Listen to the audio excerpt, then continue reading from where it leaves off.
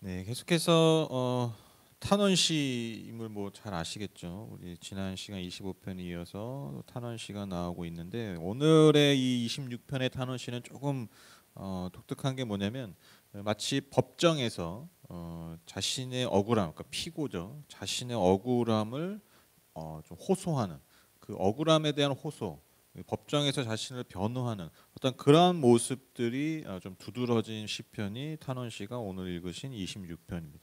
그래서 이 시인은 하나님의 변호 그리고 하나님의 올바른 판결을 간구하는 내용들이 이 탄원의 주를 이루고 있습니다.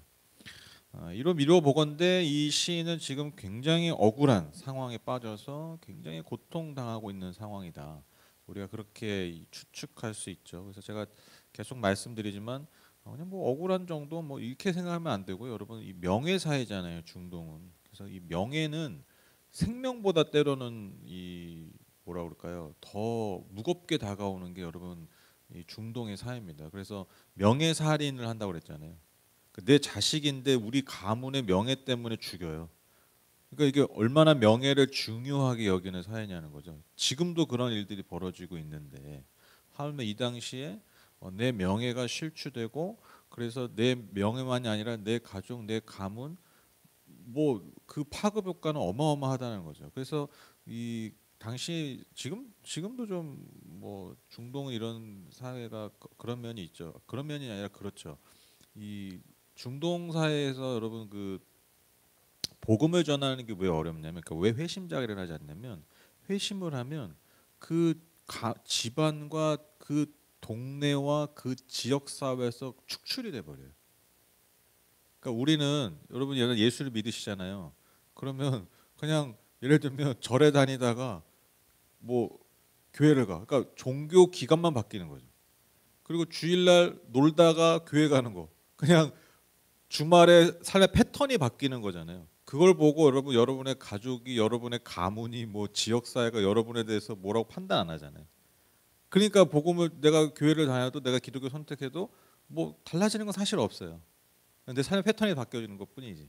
근데 여러분 중동 사회에서는요 예수를 믿고 종교가 바뀐다, 개종을 한다, 그러면 그냥 그 사회 자체에서 축출당. 어떻게 보면 심지어 나라에서 축출당하고. 여러분 사우디아라비아는요 지금도 개종하면 사형이에요. 네, 사형이에요. 네, 참수 못해요. 그 나라를 떠나야 돼. 뭐 외국에 가서 하든. 그러니까 이런 지금도 이런단 말이죠. 그러니까 내가 그 지역 사회에서 내가 어떠한 명예를 가지고 사느냐, 내가 어떠한 내가 그 명예를 갖고 사느냐는 생명보다 중요한 사건이라는 거죠. 그래서 여러분 자꾸 시편에서 억울함을 호소하는 것에 대해서 뭐 그렇게 큰 문제가 아닌 것 같은데라고 생각하면 안 된다. 그러니까 그 무게를 우리가 계속해서 좀 생각하면서 이 시편의 탄원시를 좀 살펴볼 필요가 있습니다. 1절 2절에 시인이 하나님께 간구합니다. 주님 나를 변호해 주십시오. 나는 올바르게 살아왔습니다. 주님만을 의지하고 흔들리지 않았습니다. 주님 나를 샅샅이 살펴보시고 시험하여 보십시오. 나의 속 깊은 곳과 마음을 달구어 보십시오. 그러니까 내 평생에 주님만 의지하고 올바르게 살아왔는데 이 시인에게 지금 너무 억울한 일이 생겼다라는 거죠. 생겼다는 거죠. 그렇죠? 그래서 시인이 자신 있게 심지어 하나님 앞에 뭐라고 얘기합니까? 사실 하나님이 이제 이 판사가 되는 거예요. 하나님, 나 자신을 샅샅이 살펴보시고 시험하라고까지 간구합니다. 그러니까 법정인 하나님 앞에서 이 피고인 나를 정말 그 막 검찰의 온갖 그 수사력을 동원해서 나를 막 압수수색도 하고 다 샅샅이 뒤져보라는 거예요. 내가 과연 어떠한 죄를 졌는지, 어떠한 이 명예를 실추할 만한 잘못을 저질렀는지 샅샅이 시험해 보라고까지 간구. 그만큼 그의 중심과 그의 삶이 하나님 앞에 사람 앞에 올바르고 정직했기 때문에 지금 이 억울한 상황에 어울리지 않는다라는 것이죠. 3절 7절부터 이제 본격적으로 시인이 이제 자신을 변호합니다. 스스로 자신을 변호하는 내용들이 나오는데 3절 5절 보시면 나는 주님의 한결같은 사랑을 늘 바라보면서 주님의 진리를 따라서 살았습니다. 나는 헛된 것을 좋아하는 자들과 한 자리에 앉지 않고 음흉한 자들과도 어울리지 않았습니다. 나는 악인들의 모임에서 그들과 어울리기를 싫어하고 한 자리에 있지도 않았습니다. 그는 늘 하나님의 사랑을 의지했다라고 고백합니다. 그 사랑에 힘입어서 주님의 진리를 따라 살았다. 그러니까 굉장히 이 소위 말해서 이 좀 표현 어떨지 모르겠는데 균형감 있는 신앙이잖아요. 그렇죠? 왜 그러냐면 막 사랑, 하나님의 사랑만 강조하다 보면 여러분 그 아시죠? 그 사랑만 너무 강조하면 이 삶의 무게가 없어지잖아요. 그렇죠? 하나님의 사랑만 강조하면 다 좋은 게 좋은 거야. 근데 여러분 또한 어떻게 해요? 진리를 따라 살았다라는 거예요. 그러니까 내가 진리를 따라 살 수 있는 힘이 어디서 나옵니까? 바로 그 하나님의 사랑이에요. 그러니까 그 하나님의 사랑받는 것에 머무는 것이 아니라 그 하나님의 받은 사랑에 힘입어서 그의 삶이 진리, 진짜 이치 하나님의 말씀에 따라서 살았다라는 거예요. 그러니까 굉장히 균형감 있는 신앙이죠. 막 진리만 또 쫓으면 또 여러분 진리 하는 사람 좀 답답하잖아요. 그렇죠? 진리 막 말씀의 진리 막 그러면 좀 갑갑하잖아요. 막 너무 율법적이고. 근데 하나님의 은혜와 그 사랑과 그 진리의 그 은혜와 진리의 삶 아주 균형감 있는 신앙의 삶을 살았다는 것이죠. 그러다 보니까 당연히 진리를 떠나서 헛된 것을 따르고 추구하는 자들과 어울리지 않았다라고 고백하고 있어요. 5절에 보시면 악인들의 모임이라고 그러잖아요. 악인들의 모임. 그러니까 여러분 뭐예요? 악인은요 항상 무리가 많죠. 그렇죠? 그러니까 악한 일을 하는 사람들은 많아요. 그렇죠? 근데 지금 나는 어때요? 나는 소수예요. 그러니까 나는 소수고 나는 외롭고 다들 그렇게 사는 것 같은데 나는 그 악인들의 모임에 무리에 끼지 않았다라는 거예요. 그러니까 나는 오직 하나님의 은혜와 사랑 그 진리에 힘입어서 그 길을 누가 뭐라 그러든 사람이 저기서 다 모여서 자기들의 길에 가고 나도 거기서 껴볼까 왜 이런 유혹이 안 들었겠어요. 그렇죠? 나도 저렇게 살아볼까 왜 다들 저렇게 사니까. 근데 그 모임에 나는 끼지 않았습니다. 여기서 말하는 여러분 악인들이라는 게 이 악이라는 게 여러분 꼭 막 성경에서 말하는 악은요 무슨 막 진짜 막 엄청난 나쁜 짓을 해서만 악이라고 얘기하지 않아요. 말 그대로 하나님을 경외하지 않고 하나님을 떠난 삶, 하나님을 인정하지 않는 삶이 그게 악이에요. 그게 악인의 삶이에요. 그러니까 이게 총체예요, 총체. 물론 정말 악한 일을 하는 것도 있지만 단지 악인이 여러분 꼭 악한 일을 해서만이 아니라 하나님을 떠나서 하나님이 원하시는 그 삶을 살지 않는 것, 여러분 그게 악인의 삶이에요. 그러니까 여러분 지금 보세요. 악인의 삶은요 많아요. 무리예요. 나는 어떻습니까? 나는 소수, 나는 혼자. 그래서 여러분 잘 보면요, 여러분 인간이요 대단히 악한 동기가 있어서 뭔가 악을 행하는 게 아니죠, 그렇죠? 우리가 나쁜 짓을 하는 게 우리가 그냥 나쁘게 사는 게 옳지 않은 선택을 하는 게 너무 악하다 하니까 좀 무겁게 들으시는데, 그러니까 우리가 옳지 않은 선택을 하는 게요. 그런 삶을 사는 게요. 우리가 무슨 대단히 나쁜 동기를 가지고 해서 하는 게 아니라 사실 어떨 때 많이 하냐면 그냥 다들 그렇게 하니까. 그렇죠? 우리가 하나님이 원치 않는 삶을 선택하는 게 여러분 왜 그렇게 선택하냐면 하나님이 싫어서 하나님을 거부하려고 그게 아니에요. 그냥 다들 그렇게 사니까. 그게 무리니까. 그러니까 우리가 그런 선택을 하는 거죠. 한번 잘 생각해 보세요. 그렇죠?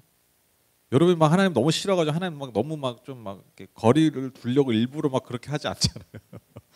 그렇죠? 일부러 그러지 않는다고 그냥 다들 그렇게 사니까 나도 그렇게 사는 거예요. 그런데 그것이 과연 하나님이 원하시는 삶인가? 여기에 대해서 많이 고민하지 않는다. 왜요? 우리가 되게 나빠서가 아니라니까. 다들 많이 그렇게 살아서 나도 그렇게 사는 거죠. 그러니까 여러분 지금 이 시인이 얼마나 억울하겠어요. 그 와중에 나는 내 삶의 중심을 주님 앞에 지키며 살았는데 지금 이 억울한 상황을 겪게 되었다라는 것입니다. 6절 7절 보시면 주님 내가 손을 씻어 내 무죄함을 드러내며 주님의 제단을 두루 돌면서 감사의 노래를 소리 높여 부르며 주님께서 나에게 주신 놀라운 일들을 모두 다 전하겠습니다. 그는 깨끗한 손을 가지고 있습니다. 여러분 그 손이 깨끗하다라는 게 이 손을 잘 씻었다는 게 아닙니다. 그러니까 삶의 행위가 올바르다는 거예요. 손에 피가 많이 묻었다. 이게 손이 더럽다라는 것은 삶에서 악을 행했다는 거예요. 그러니까 손이 깨끗하다는 거예요. 삶이 선하고 아름다운 열매들이 많다. 이런 의미라는 것이죠. 성경에서. 그러니까 삶의 정결함을 의미해요. 그러니까 그러한 삶으로 주님의 제단을 두루 돈다라고 얘기해요. 주님의 제단을 돌면서 뭐 하겠습니까? 하나님께 감사하고 하나님께 찬양하는 것이죠. 그러니까 내가 내 삶뿐만 아니라 내 삶으로서 하나님을 예배하고 감사하고 찬양하기도 하지만 내가 정말 예배의 자리에서 하나님을 그렇게 하나님께 감사하고 찬양하는 삶을 살아왔다. 또 그렇게 살 것이다. 그렇게 고백하고 있어요. 그래서 이런 삶을 통해서 하나님께서 나의 억울함을 풀어주신다면 그러한 삶을 계속해서 살겠노라고 고백하고 있는 것이죠. 이어지는 8절과 11절은요, 이 시의 핵심적인 강구입니다. 8절 11절 보시면 주님께서 계시는 집을 내가 사랑합니다. 주님의 영광이 머무르는 곳을 내가 사랑합니다. 나의 이 목숨을 죄인의 목숨과 함께 거두지 말아 주십시오. 나의 이 생명을 살인자들의 생명과 함께 거두지 말아 주십시오. 그들의 왼손은 음란한 우상을 들고 있고 그들의 오른손은 뇌물로 가득 차 있습니다. 그러나 나는 깨끗하게 살려고 하오니 이 몸을 구하여 주시고 은혜를 베풀어 주십시오. 주님의 성전을 사랑하는, 즉 주님 그 자체, 주님의 임재를 사랑하는 시인이 간구하죠. 주님 나의 목숨을 지켜주십시오. 저 악인들 어떤 자들입니까? 살인하고 음란하고 우상을 숭배하고 뇌물을 받는, 여러분 뇌물을 받는 게요, 왜 성경에서 굉장히 엄하게 다스리고 있냐면 뇌물을 왜 받아요? 돈이 좋아서 물론 받죠. 근데 뇌물을 받음으로써 나오는 결과가 뭡니까? 그렇죠. 비리죠. 근데 그 비리의 피해가 누굽니까? 약자죠. 그렇죠. 항상 뇌물은. 그러니까 뇌물이라는 건 돈이잖아요. 돈이든 뭐든. 그러니까 뇌물은 뭔가 재물이든 뭐 힘이 있는 사람이잖아요. 그걸 거래하는 거잖아요. 그러면 그것이 뇌물을 주지 않았다면 그 혜택이나 그 어떤 뭐라고 그럴까요? 무슨 좋은 것들이 마땅히 가야 될 사람에게 가지 않잖아요. 그리고 옛날에 여러분 그 힘 있는 자들이, 돈 있는 자들이 뇌물 낼 때 그 뇌물이 여러분 자기가 열심히 벌어서 됐을까요? 다 부정으로 보는 거죠. 부정이 뭐예요? 가난하고 힘 없는 자들 착취한 거예요. 그 돈으로 다 뇌물을 바치는 거죠. 이건 뭐 동서고금을 막론하고 그냥 이건 변치 않는 진리입니다. 그렇죠? 그래서 뇌물을 주고받지 말라는 이유가 단지 그런 것이 나쁜 그 수준이 아니라 여러분 그 뇌물을 주고받는 것 때문에 항상 힘없는 자들이, 가난한 자들이 극심한 피해를 당하기 때문에. 그러니까 이 악인이 어떤 자들입니까? 살인하고 음란하고 우상 숭배하고 결국에는 가난하고 힘없는 자들을 아주 해하는 그러한 자들로부터 나를 똑같이 취급하지 말아달라는 거예요. 내가 지금 그러한 취급을 받고 있다라는 거예요. 얼마나 억울하겠냐라는 거죠. 그래서 여전히 내 삶에는 부족함이 있지만 주님 앞에 정결한 삶을 살고자 원하오니 이 몸을 구해달라고, 은혜를 베풀어달라고 아주 간곡히 호소하고 있습니다. 그리고 이제 마지막으로 12절에 시인은요, 하나님을 향한 찬양으로 이 탄원을 마무리하고 있습니다. 주님, 내가 선자리가 든든하오니 예배하는 모임에서 주님을 찬양하렵니다. 여기서 내가 선 자리가 어떤 자리입니까? 아까 시인이 고백했던 주님의 은혜와 사랑이 있는 자리, 진리가 있는 자리. 그러니까 그러한 모든 삶의 총체. 그러니까 비록 지금은 억울한 일을 당했지만 내가 지금 계속해서 서 있는 자리, 하나님을 예배하고 그 은혜와 그 사랑과 그 진리 위에서 살아온 그 삶의 자리가 여전히 든든하다는 거예요. 왜? 그 자리에 하나님이 함께 하시기 때문에. 그래서 내가 예배하는 모임에서 여전히 주님을 찬양할 것이다라고 고백하고 있습니다. 오늘 이 시편을 이렇게 보면서 오늘 설교 제목을 이렇게 정하는데 그럼에도 서 있을 자리. 그럼에도 서 있을 자리. 여러분 그 예배가 정말 예배될 때가 언제일까 한번 생각해 보면 사실 뭐 분위기가 잡혀 있고 내 감정이 잡혀 있고 모든 상황이 뭐 이렇게 잘 잡혀 있고 그 예배하면 그것도 물론 대단한 거지만 정말 내 마음과 내 생각과 내 뜻과는 뭔가 반대되고 뭔가 어울리지 않는 그런 상황임에도 불구하고 그 자리에서 내가 하나님을 예배하고 노래할 때 여러분 그것이 진정한 예배가 아닐까. 저도 예전에 저는 이게 항상 이렇게 지금도 그렇지만 지금도 항상 이렇게 음악을 들어요. 뭐 차에든 뭐든 뭐 일을 할 때 항상 뭔가 음악을 틀어놓고 하는데 예전에 이제 학교 다닐 때 전철 타고 오래 다니고 이제 걸어 다니고 막 그러면 이제 뭐 1시간 반 막 거의 2시간 가까이 이렇게 막 다니까 항상 귀에 헤드폰 이만한 거 끼고 다녔어요. 네, 이만한 거 끼고 다녔어요. 나 이어폰 그런 거 성에 안 차가지고 뭐 이런 거 끼고 다녀요. 지금이야 뭐 또 예전에 뭐 이런 거 끼고 다니면 좀 이상한 애들이었거든요. 뭐 이러고 다녔거든요. 근데 진짜 많이 은혜 받고 막 그랬어요. 찬양 들으면서 눈물도 많이 흘리고 막 그랬는데 제가 예전에 한번 굉장히 무슨 어려운 일이 있어요. 너무 어려운 제 인생에 아주 기억 남을 만큼 마음이 굉장히 어려운 사건이 벌어졌는데 다음부터 학교는 가야 되잖아요. 그래서 학교를 가는데 이거 듣기가 싫더라고요. 그래서 제가 그때 알았어요. 찬양도 살만해야 하는구나. 정말. 진짜 너무 힘들어가지고 이 찬양을 제가 하는 것도 아니고요. 듣는 것도 싫더라고요. 아무것도 듣기가 싫어요. 아무것도 하기가 싫어. 항상 음악을 들으면서 걸었던 그 길을 걸으면서 터벅터벅 걸으면서 마음이 여전히 어렵고 근데 제가 노래를 안 듣고 찬양을 안 듣고 있잖아요. 그게 걸으면서 깨달은 거예요. 이 찬양도 살만해야 좀 살만해야 하는구나. 그 두 가지를 깨달았죠. 찬양할 수 있는 삶이 얼마나 복된 삶인가. 그냥 아무렇지도 않게 그냥 꼭 막 이렇게 안 해도 그냥 부르신 곳에서 나는 예배하네 이렇게 해맑게 찬양 부를 수 있는 삶이 엄청난 은혜예요. 정말. 근데 더한 은혜가 있죠. 그럼에도 불구하고 내가 찬양할 수 있다. 그럼에도 불구하고 하나님을 노래할 수 있다. 여러분 그게 얼마나 큰 은혜겠습니까? 그렇죠?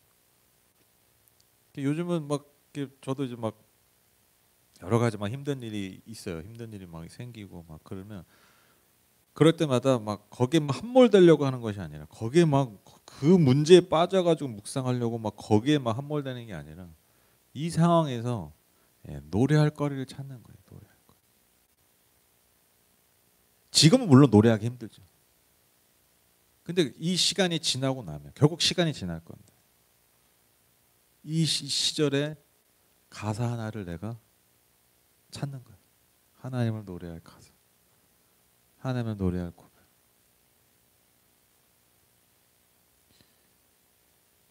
그래서 여러분 우리가 그럼에도 서 있을 자리가 어디냐면 여러분 은혜의 자리입니다. 하나님의 은혜가 있는 자리, 또 하나님의 진리의 말씀이 있는 자리. 그래서 하나님을 예배하는 자리.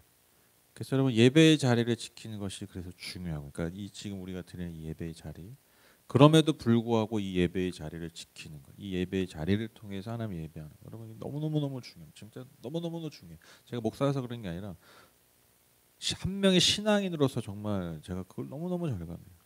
예배의 자리를 지키는 삶이 얼마나 복된 삶인가. 그래서 우리는 여러분 정말 막 신앙이 깊은 사람이 아니어도요. 그러니까 정말 뭐 하나님을 절대자로 여기는 사람이 아니라 굉장히 이성적인 사람이 뭐라고 그러냐면요. 그러니까 저도 옛날에 그런 생각했었거든요. 근데 그분이 그런 얘기를 굉장히 하여튼 막 사업적으로나 아주 굉장히 이성적으로 하는 분인데 그분이 뭐라고 그러냐면 누군지는 말씀 못 드리고 그분이 뭐라고 그러냐면 교회 다니는 게 상당히 좋대요. 왜냐하면 삶을 다른 방식으로 보게 한대. 늘 쳇바퀴처럼 살다가 늘 그렇게 살다가 뭔가 다른 시선으로 내 삶을 보게 한다는 거예요. 그래서 이게 삶에 굉장히 유익하다라는 거예요. 그러니까 내 관점, 내 환경, 거기에 빠져 있는 내 어떤 관점과 내 감정에서만 사람이 계속 그렇게 사는 건데 뭔가 뭐 하나님의 뜻이 있대.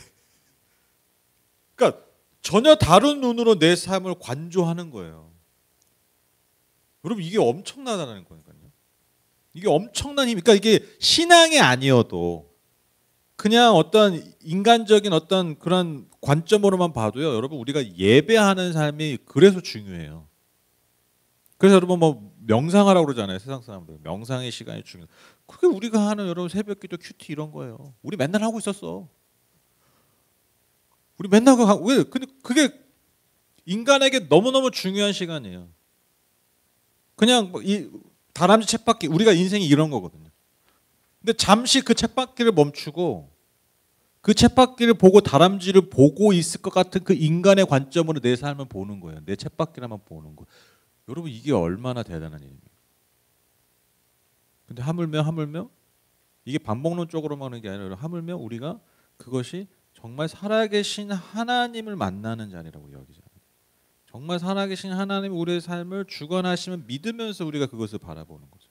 그러니까 우린 더 차원이 다른 거죠. 그래서 그분이 교회를 다닌대. 그래서 자기도 교회 어느 순간 다닌대. 물론 이제 뭐 좀 애매하지만 포지션이. 근데 저도 옛날부터 이런 생각했었거든요. 제가 지금 이 누구죠? 신경자매 남편 우리 태호 형제가 교회를 나오고 싶은데 주말에 일이 제일 바쁘니까 못 나오는 거지. 신경자매만 겨우 알바 써가지고 보내는 거야. 신경자매 원래 일했는데 그 시간에 알바를 구해서 신경자매 마치 유학 보내듯이 같이 옛날에 부모님들이 다 뭐 저기 해가지고 다 벌어가지고 자식 새끼는 저 서울로 유학 보내는 것처럼 내가 더 열심히 벌어서 이렇게 유학을 보내는 거야 교회로. 왜? 그래야 사니까. 그래야 숨을 쉬니까. 그 제가 항상 안타까우게 이렇게 저렇게 맨날 저렇게 살면 힘든데 제가 생각해보니까 하나님한테 기도하는 게 하나님 우리 태엽이 형제가 환경의 문이 열려서 교회 나오게 해주세요. 이 기도하는 게 아니라 그냥 내가 가면 되지 않나? 그래서 제가 요즘 몇 달 전부터 한 달에 한 번 신방을 가요. 가게로. 저도 이제 일 끝나고 좀 어차피 이렇게 밤에 하니까 밤에 끝나니까 밤에 가요. 밤에 가서 제가 왜 이걸 하냐면 그 이유가 하나 있어요. 그 형제가 삶을 다르게 보게 하기 위해서 가는 거예요. 그 삶을 한번 하게 하려고. 어떤 시각으로? 내가 늘 바라보는 시각이 아니라 말씀을 통해서, 성경을 통해서, 하나님의 시각으로 그 삶을 다시 한번 좀 정리하려는 마음으로 제가 가요. 그리고 그 마음으로 말씀을 준비하고 길게 안 하지만 그 마음으로 기도합니다. 예배합니다. 너무너무 좋아요. 너무너무 좋아요. 그리고 깨닫는 것도 많은가 봐요. 너무 새로운 자극이죠. 여러분 예배가 그래서 중요해요. 그러니까 좀 표현이 좀 그런데 기능적으로 예배가 그래서 중요합니다. 내 삶의 자리를 새롭게 보게 하는. 그래서 하나님은요 우리를 예배의 자리를 부르시는 거예요. 여러분 잘 생각해 보세요. 뭐 하나님 뭐 노래 좋아합니까? 뭐 하나님이 저기 인간이랑 똑같아가지고 막 물론 하나님 칭찬 좋아하십니다. 그게 찬양이죠. 근데 뭐 그거만 목매달아가지고 야 빨리 예배 안 나왔냐, 빨리 나 칭찬 안 해, 뭐 이런 거예요? 우리의 삶을 새롭게 바라보게 하시기 위해서. 그래서 예배 자리를 지키라는 거예요. 예배의 자리. 왜? 예배 자리를 지키지 않으면 관성대로 갑니다. 예배 자리를 지키지 않으면요, 여러분 무리를 따라서 갑니다.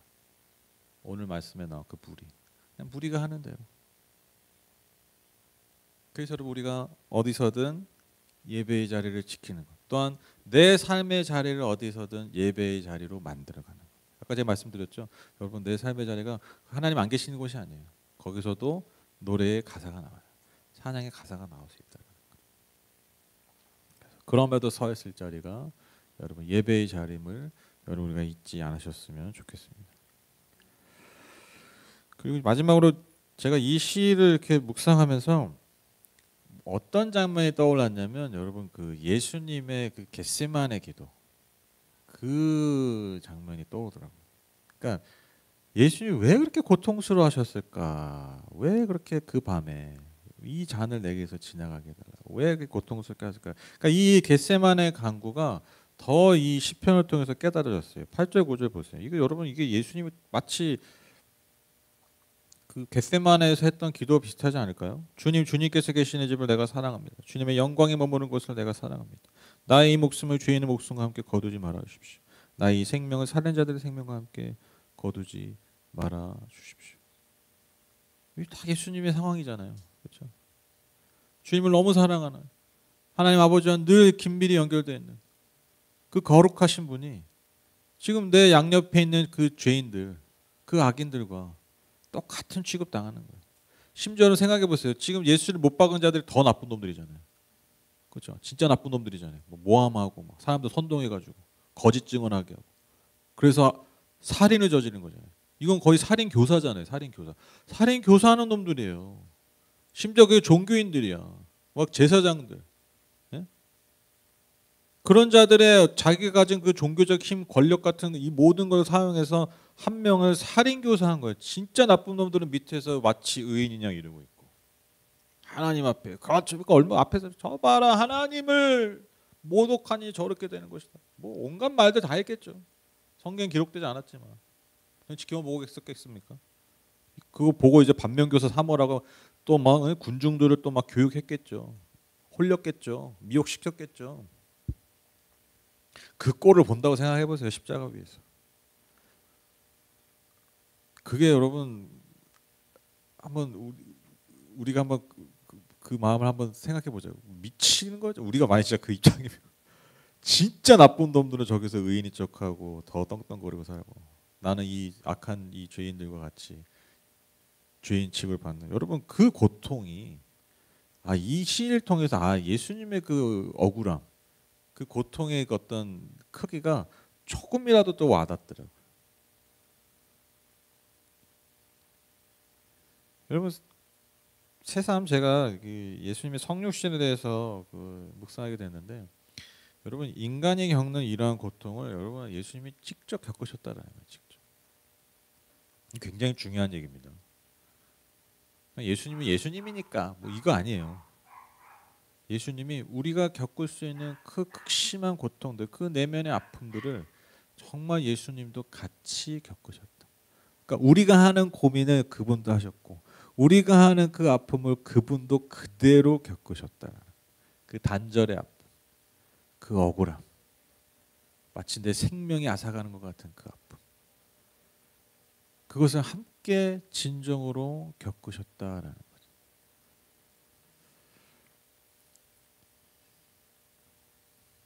그래서 여러분 이 말씀으로 오늘 설교를 마무리할 텐데 오늘 설교 제목이 그럼에도 서였을 자리잖아요.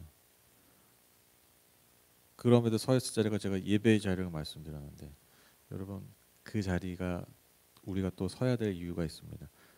내가 그 서 있는 자리가 예수님도 늘 같이 서 있는 자리이기 때문에 내가 그 자리가 아픈 자리이다. 힘든 자리이다. 고통스러운 자리이다. 억울한 자리이다. 예수님이 그 자리에 늘 같이 계세요. 늘 같이 그 아픔을 겪으세요. 늘 같이 나와 공감하세요. 그래서 그럼에도 우리가 그 자리에 서 있어야 합니다. 예수님이 늘 우리의 삶의 자리에 서 계십니다. 그 삶의 자리에 서 계신 예수님을 더 깊이 만나시고 알아가시고 그래서 그 은혜를 누리시는 저와 여러분 되셨으면 좋겠습니다.